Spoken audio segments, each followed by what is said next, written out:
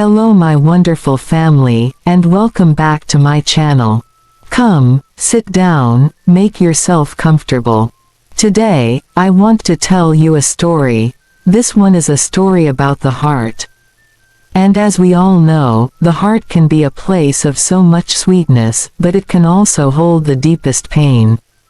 Before I continue, my dear friends, please take a moment to hit the subscribe button, like, and share this video with your loved ones. Your support means the world to me. Thank you so much. In this town lived a young woman named Aduni. Was a beautiful girl. Her beauty was in her hands. Aduni was a cloth maker. She made the most beautiful adir, the indigo-dyed cloth, that you have ever seen. People said she didn't just dye the cloth, they said she dipped her hands in the indigo pot and painted her dreams onto the fabric. When she smiled, which was often, it was like the sun breaking through a cloudy sky. She was gentle, she was kind. And this beautiful, open heart belonged to Deji, was a good man. A strong man, an engineer who worked in the nearby city but always came home to his town on the weekends. He was the only son of his parents, the pride of their lineage. When Deji and Aduni got married, the entire town celebrated for 3 days. It was a wedding to remember. The drums, the dancing, the mountains of pounded yam and agouti soup. It was perfect. They were the perfect couple. Deji loved Aduni's quiet strength, and Aduni. She loved the way he looked at her, as if she was the only person in the world.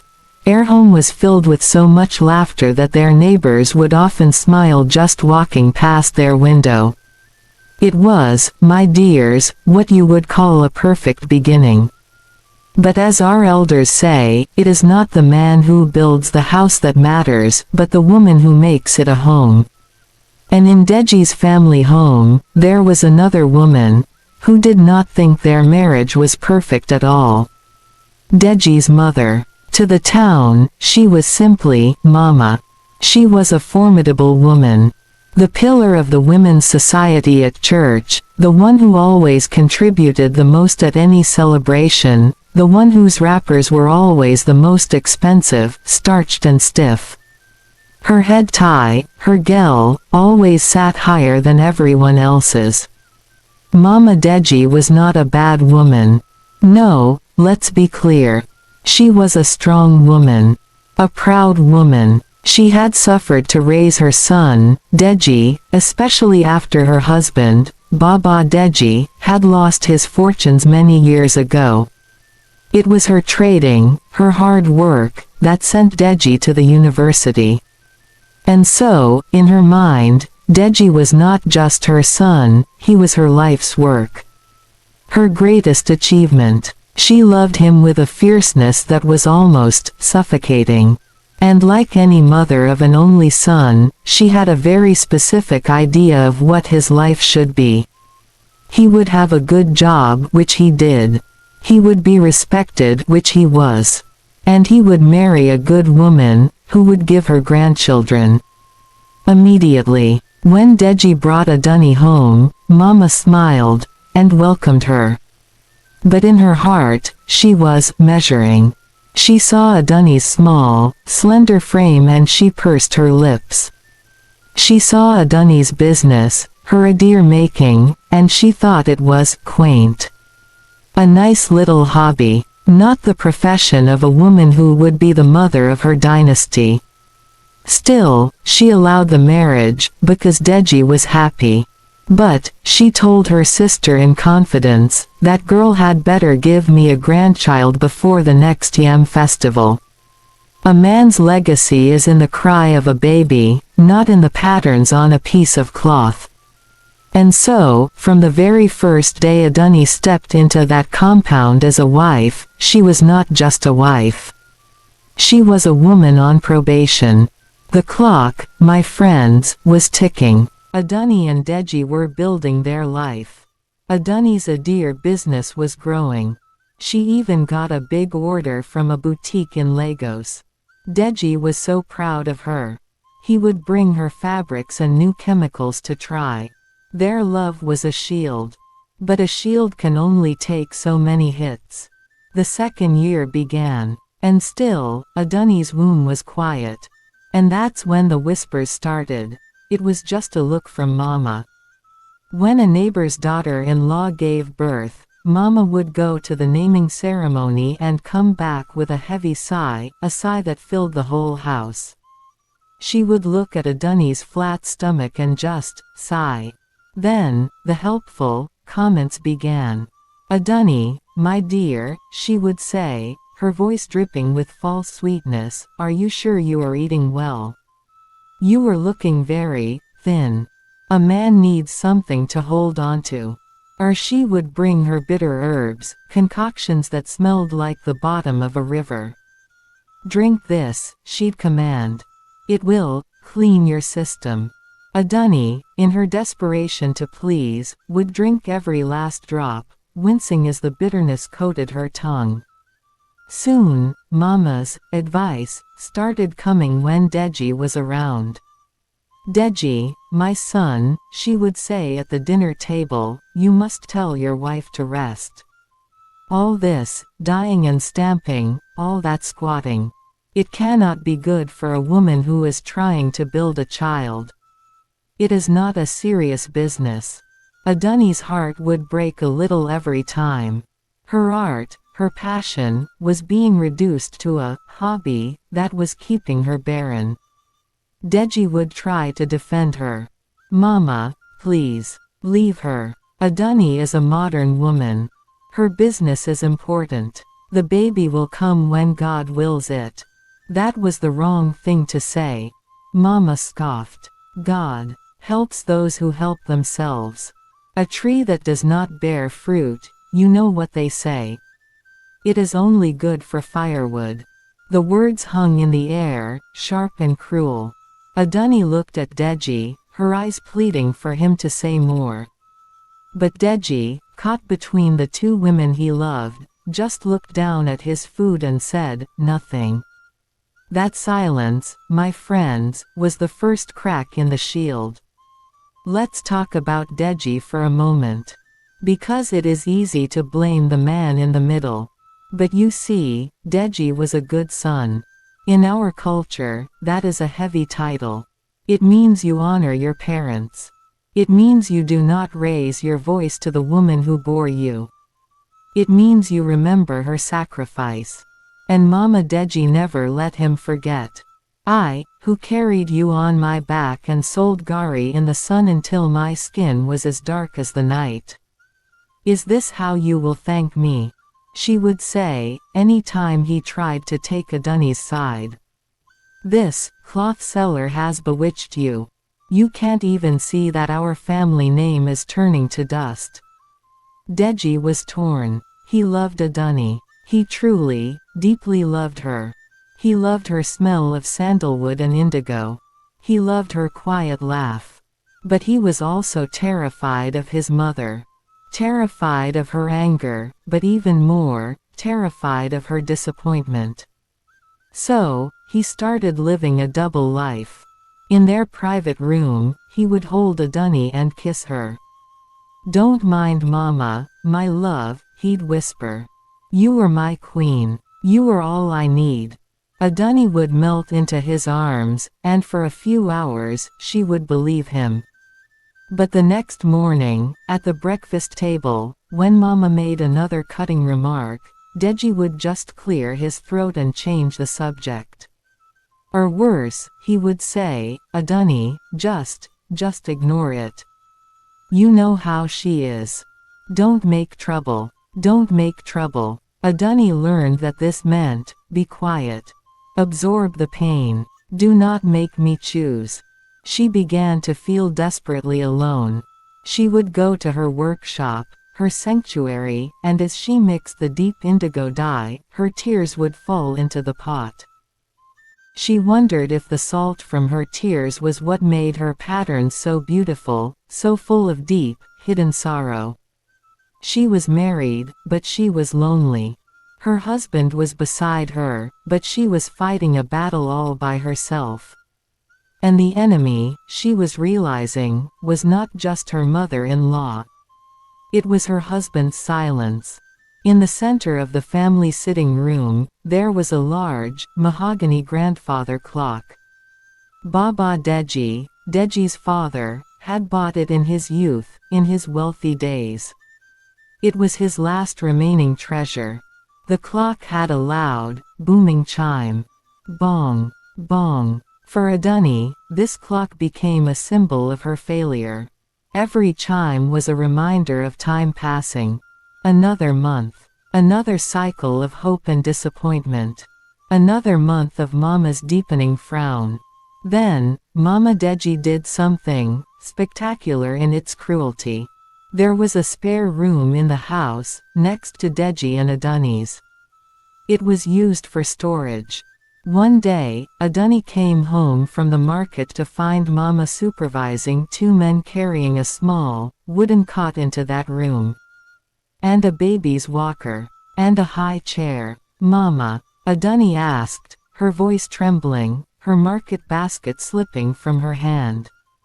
Mama Deji turned, not even a flicker of shame on her face.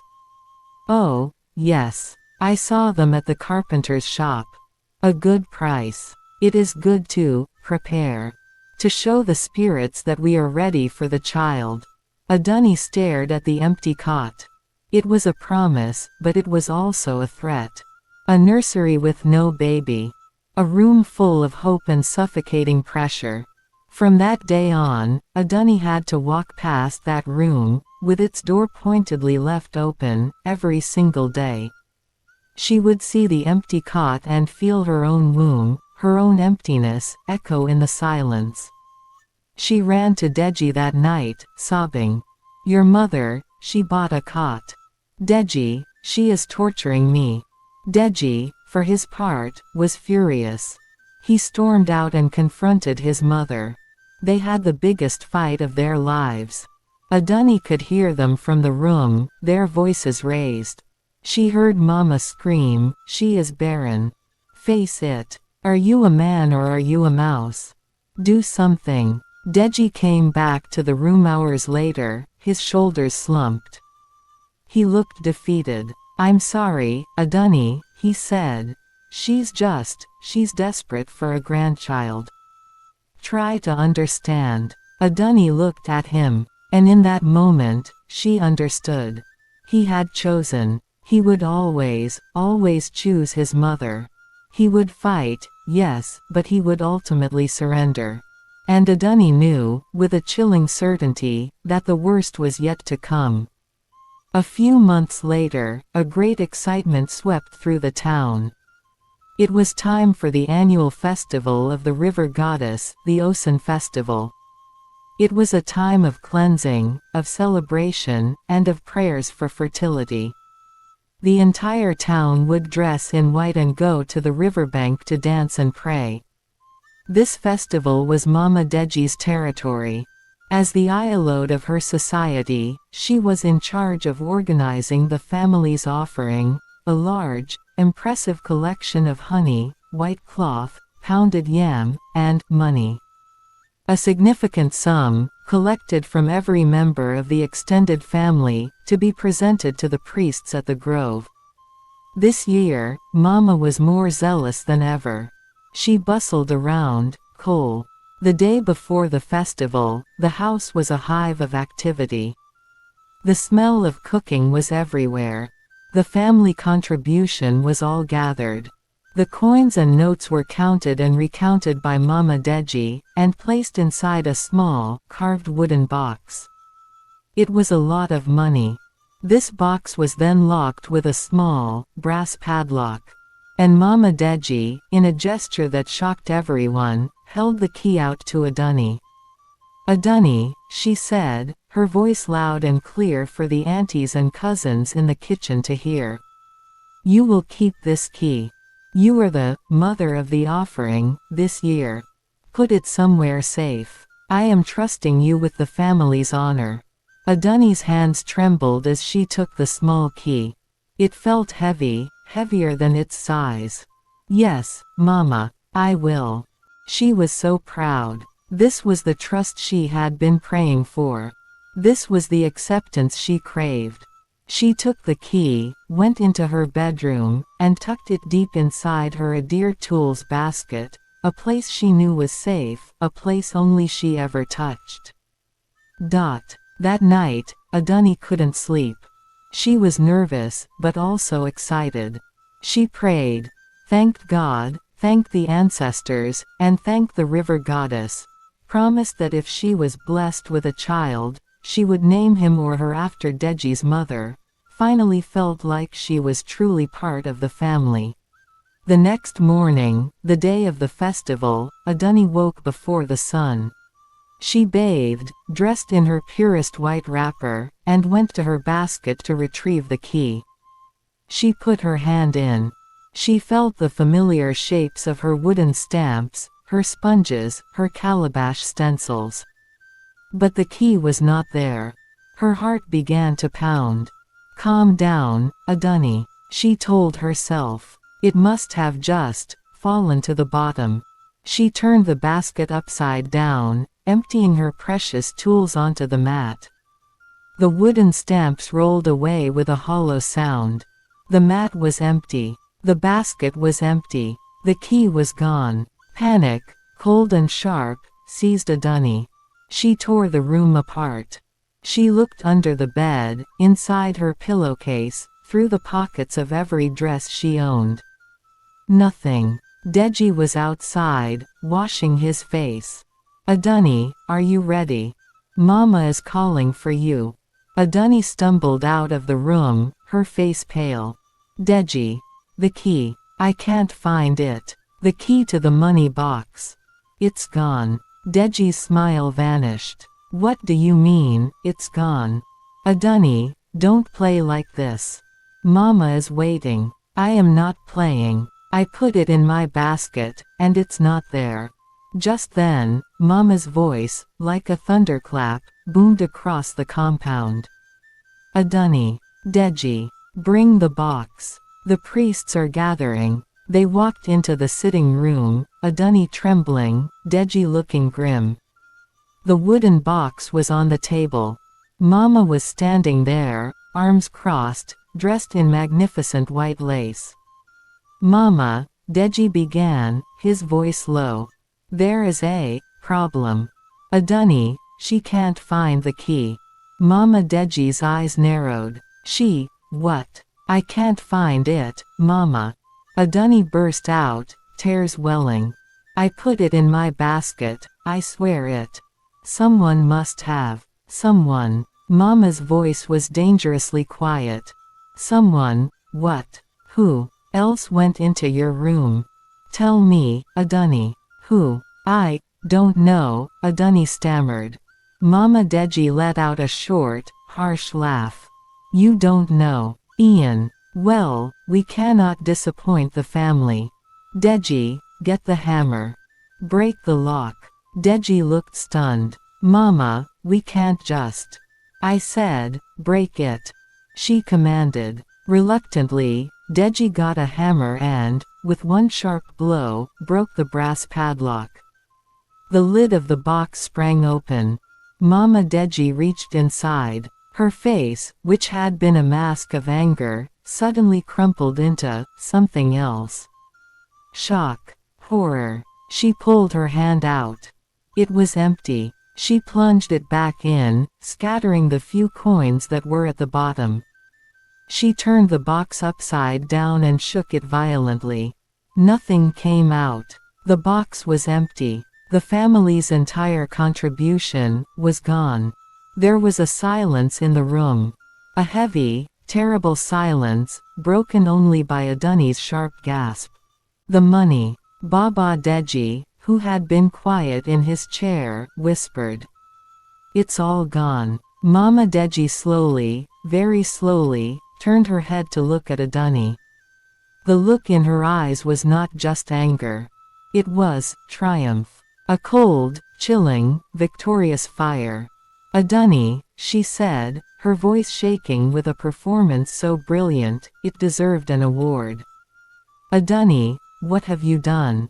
"Me," Adunni cried, taking a step back. "Mama, I didn't. I just lost the key. I don't know about the money." "You lost the key," Mama shrieked, suddenly bursting into a storm of fury. "You lost the key, and the money is gone. Ah, I am finished. I am ruined. This girl has killed me." She threw herself to the floor, rolling and wailing. "She has stolen from the family. This barren witch, this thief, has taken our money to do God knows what. To buy charms to close up my son's life." "No," Adunni screamed. "Mama, that is a lie. Why would I do that? Deji, tell her." Adunni turned to her husband, her only hope. "Deji, you know me. You know I would never." Deji was staring at the empty box. His face was white. He looked from the box to Adunni, and then to his wailing mother on the floor. "Deji," Adunni pleaded, grabbing his arm. "Tell them." Deji looked at her, and in his eyes, she did not see the love she knew. She saw something new, something terrible. She saw doubt. "Adunni," his voice a hoarse whisper. "Where is the money? Just tell us. If you took it, if you needed something, just tell us. I will fix it. Just, why did you do it?" My friends, that was the moment Adunni's heart truly, finally, broke into 1,000 pieces. The betrayal was not the missing money. It was not Mama's accusation. It was the doubt in her husband's eyes. It was over. Adunni knew it. The performance was too good.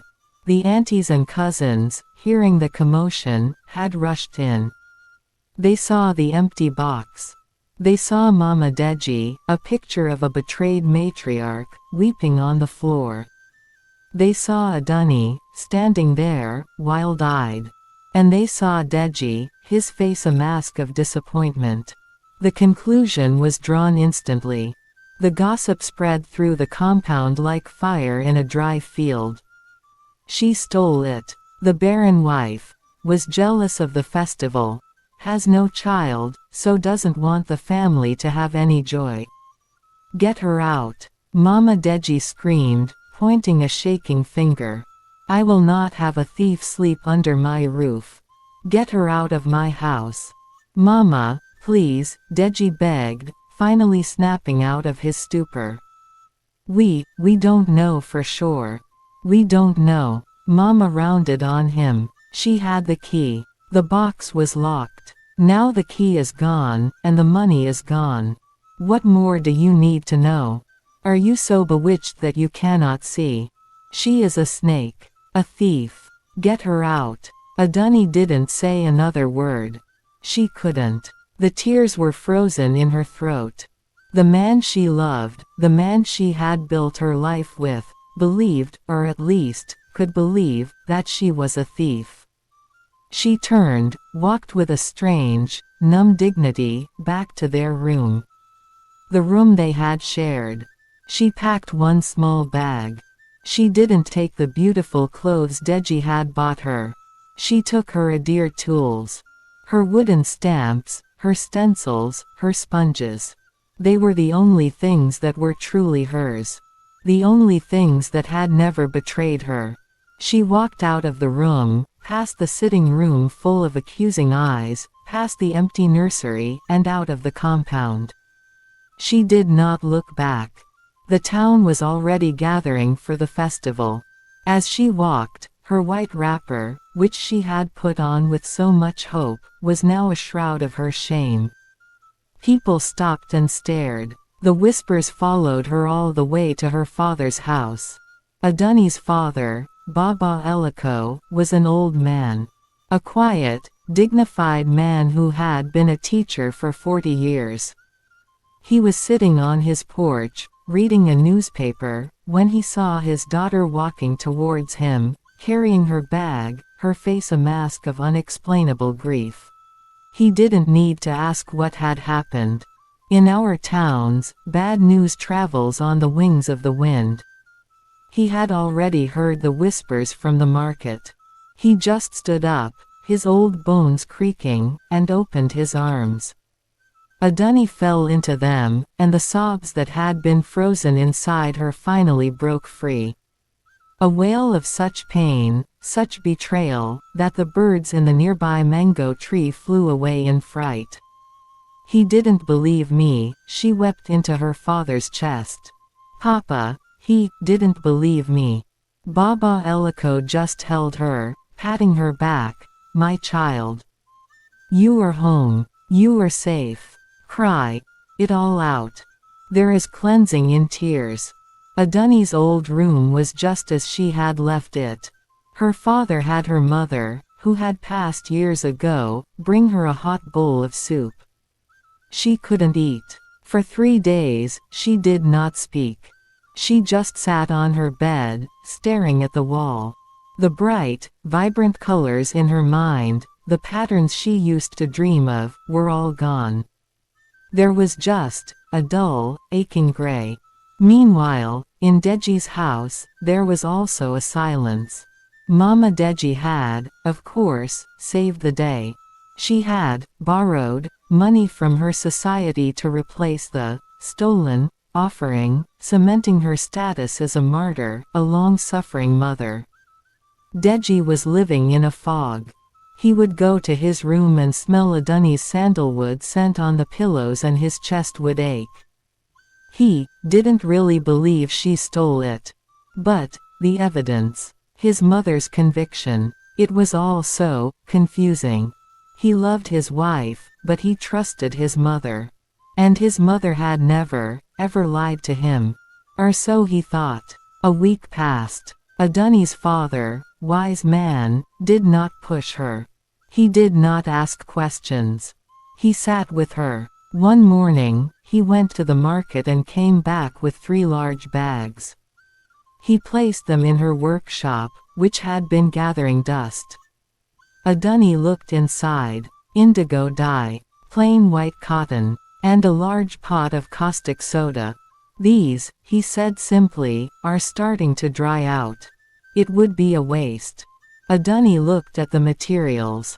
She looked at her hands, which were now soft and clean, not stained with their usual blue-black ink.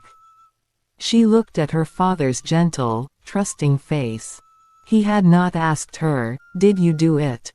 He knew his daughter. Aduni lit the fire under her dye pot. She began to work.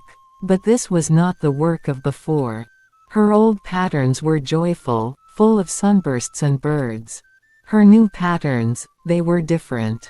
They were deep, intricate, and full of a beauty that was almost painful. She created a pattern of a cracked calabash. She created one of a bird with a broken wing. She poured all her pain, all her betrayal, all her unspoken words into the cloth. She worked from sunup to sundown.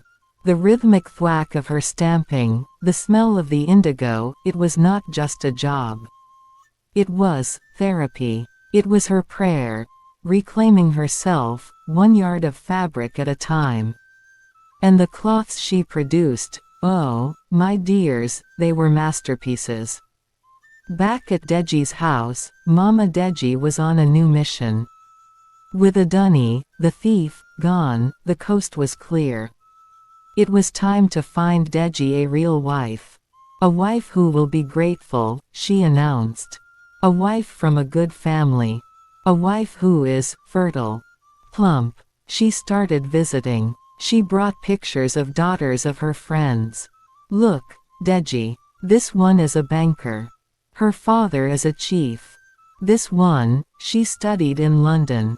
She is very respectful. Deji would just look at the pictures with dead eyes. I am still married, Mama. Married. Mama would scoff. Married to a thief who disgraced us in front of the whole town. Be serious. We will get rid of her. I have already spoken to your father. It is time to move on. But Deji couldn't move on. He was miserable. The house was quiet. There was no laughter. There was just the ticking of the grandfather clock and the cold, empty nursery. He started spending more time in the city, coming home less and less. He threw himself into his work. But at night, he would lie awake, remembering Adunni's face. Not the face of accusation, but the face of his bride, laughing on their wedding day. And for the first time in his life, a small, dark seed of suspicion about his mother, just a tiny one, began to sprout in his mind. Why was she so happy that Adunni was gone? Adunni's new Adir designs started to circulate. Her father took the first batch to a friend who owned a shop, and they sold out in one day. The woman from the Lagos boutique, hearing Adunni was working again, drove down herself. When she saw the new patterns, her jaw dropped. "Adunni," she exclaimed. "This is art. The emotion in this. I will take everything you can make." Soon, Adunni's cloth was the talk of the town. Her fame spread. People were calling it Adunni's blues, the cloth of the indigo heart. One day, two women who were strangers, traders from a big market in Ibadan, came to Adunni's father's house. They wanted to buy directly. As Adunni was showing them the fabrics, one of the traders, a sharp-eyed woman named Iya Sikira, suddenly paused. She was looking at a pattern, the one Adunni called broken gourd. "This pattern," Iya Sikira said, "I have seen it before." "Oh," Adunni said, her heart fluttering. "It is my own design." "Yes, it is yours. But I saw, wait." She tapped her head. "I remember. It was about 2, maybe 3 months ago. The week of the Osun festival. A woman brought a cloth to my stall in Ibadan to sell." Adunni's father, who was sitting nearby, suddenly became very still. "What woman?" he asked. "An older woman," Iya Sikira said, very proud. "You know, high and mighty type. She had a big, beautiful gel. She said she was selling it for her daughter-in-law, who had fallen on hard times." "Yes, that was it. What did this cloth look like?" Adunni asked, her voice a whisper. "It was this exact pattern," the trader said, pointing. "But it was not a deer. It was, oh, the most expensive, hand-woven Aso oak. Deep, indigo, with threads of gold. A whole bundle of it. Enough for a wedding. I knew it was special. I asked her where she got it, and she got very angry. Are you buying or are you asking questions?" Iya Sikira laughed. "So I bought it. Of course. It was worth a fortune, and she sold it for half its price. She was in a hurry. Said she needed the money for family emergency." Adunni and her father stared at each other. Adunni's mind flew back. The special task Mama had given her, to find a weaver for her Aso oak for the festival. A rare, deep indigo pattern. Her pattern. The one Mama had seen in her workshop and admired. It was the Aso oak bundle that was supposed to be the family's special uniform. The one Mama Deji had claimed, had been stolen, along with the money. "Yes, like I know my own face," the trader said. "She had a small scar, right here." She pointed to her left eyebrow. Adunni's blood ran cold. It was Mama Deji. Baba Eliko, the old, quiet teacher, stood up. His face was like stone. "Iya Sikira," he said, his voice calm but terrifying. "You have done more than buy cloth today. You have brought the truth. Will you come with me? I need you to tell this story to one more person." "Papa," Adunni said, frightened by his tone. "Not now, Adunni. Stay here. Bolt the door." Baba Eliko and Madam Sikira walked straight to the house of Baba Deji, Deji's father. Deji, by chance, was home from the city. He and his father were in the sitting room, in their usual heavy silence, when Baba Eliko walked in, followed by a woman they did not know. Asiwaju, Baba Eliko said, calling Baba Deji by his chieftaincy title. I have come to talk to you about my daughter. Deji's heart leapt. Baba, he said, standing up respectfully. Is she okay? She is my daughter. She is fine, Baba Eliko said, his eyes cold. But her name is not. Your family has stained her name with a lie. Mama Deji, hearing the raised voices, came bustling in from the kitchen. What is this? Baba Eliko, what is the meaning of? She stopped. Her eyes met those Madam Sikira.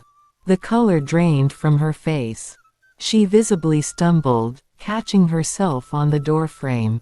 Madam Sikira's eyes widened. Ah, she said, pointing. This is her. The woman. The one who sold me the Aso oak.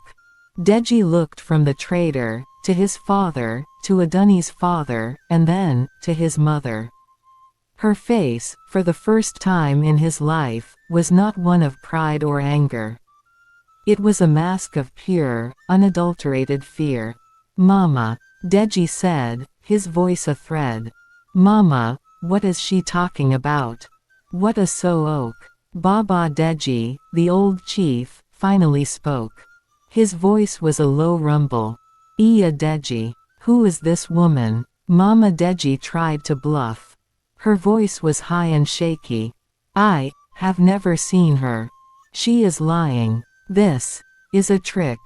Baba Eliko, you bring this market woman into my house to insult me. After your daughter stole from us. Silence.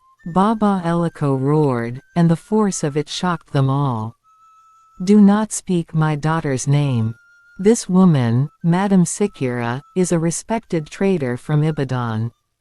She bought the Aso oak, the festival Aso oak, from you. The one you claimed was stolen by my daughter. It's a lie. Madam shrieked. Is it? Baba Eliko said, stepping closer. Or did you, Iya Deji, take the cloth, hide it, and then unlock the money box yourself? You, who had a spare key all along. You, who planned it. You set my daughter up. Deji felt like the floor was collapsing. He looked at his mother. Mama, tell them it's a lie. And Mama Deji, she looked at her son. She saw his desperate, pleading eyes. And the wall she had built for 50 years crumbled. She sank to the floor. Not in a fake wail, no. This was a dry, broken sob. She stammered. It was for you, Deji. It was for this family. What? Deji whispered, sinking to his knees in front of her. What was for me? She was barren. Mama finally confessed, the words tearing out of her. 2 years. Nothing. She was a dry leaf. She was taking you away from me. You looked at her, and you didn't see your mother anymore. You were happy with nothing. I had to show you what she was. I had to make you see. I had to get her out. So you could have a child. So I could have a grandchild. Our name was dying. Deji stared at her. He wasn't hearing the words. He was hearing the truth behind them. The jealousy. The possessiveness. The evil. You did this. He whispered. Framed her. Called her a thief. Let the whole town, you let me, believe she.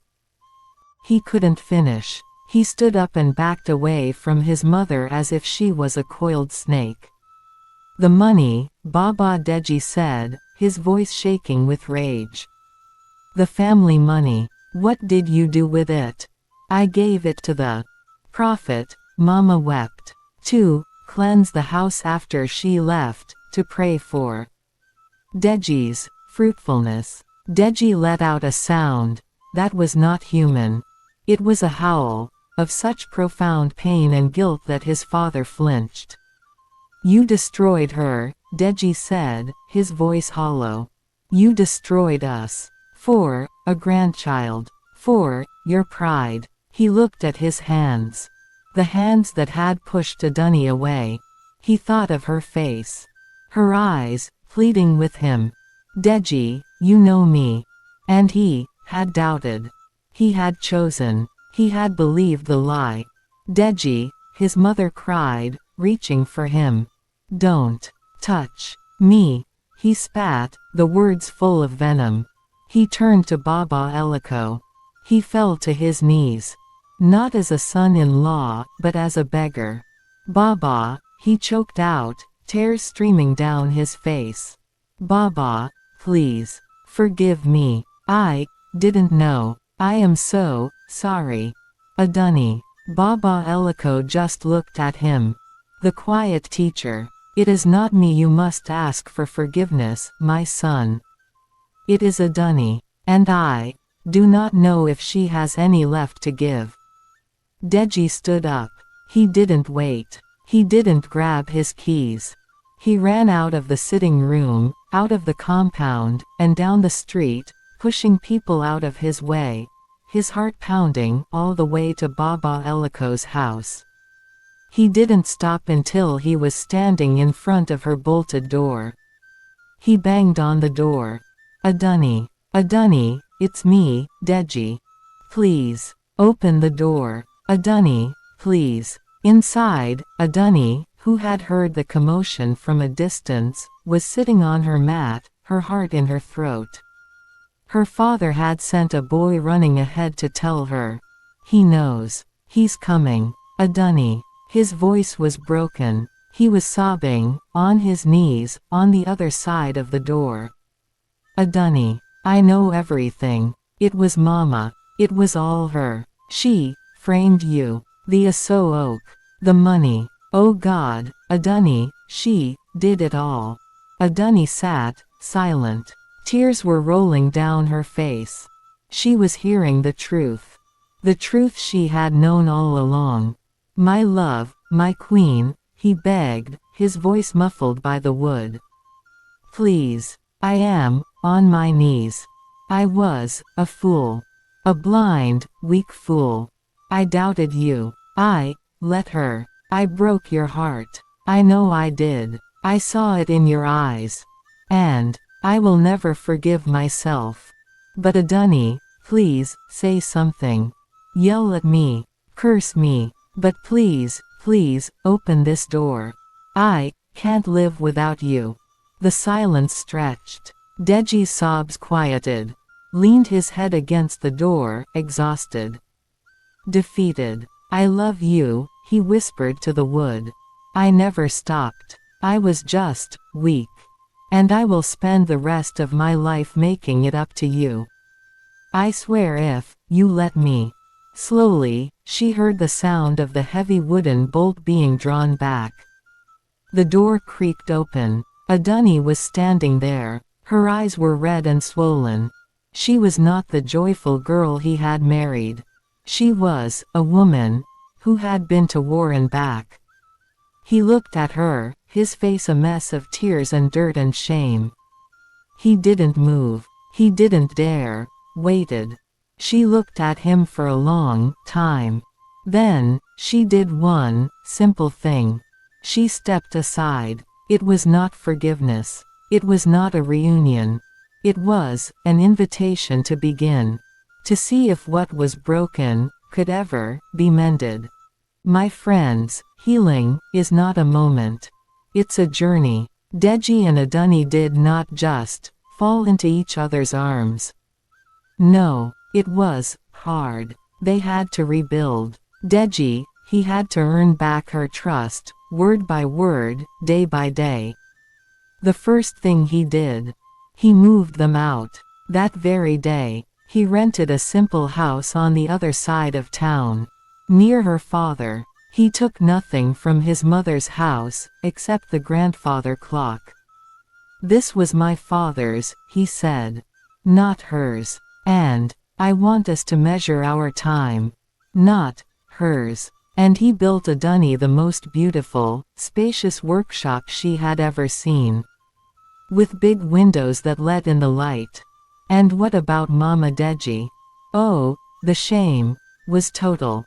When the truth came out, our people, they do not tolerate that kind of wickedness. The disrespect to the family, to the festival, to truth. She was stripped of her title as Ialode. Her friends, in the society, they avoided her. When she went to the market, the whispers were no longer about Adani. They were about her. Baba Deji, her husband, was so ashamed, he sent her to live with her sister in a faraway village.